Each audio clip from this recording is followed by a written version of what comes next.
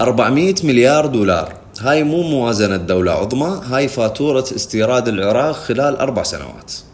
وين راحت هاي الفلوس؟ راحت على بضائع غالبيتها نقدر ننتجها محليا، بس اختارينا الطريق السهل، والنتيجة الدينار ينضرب والمواطن يدفع الثمن.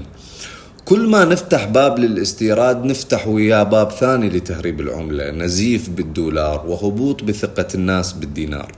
الدينار اليوم مو ضعيف لأنه بلا غطاء، بل لأنه بلا سياسة إنتاجية، بلا حماية سوق، بلا رؤية اقتصادية توقف نزيف العملة الصعبة.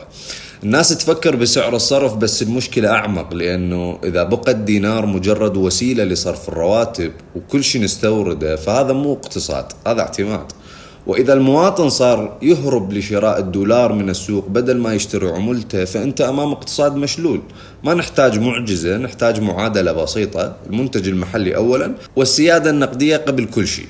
لأن بدون عملة قوية ماكو دولة قوية ولا حتى مواطن مرتاح.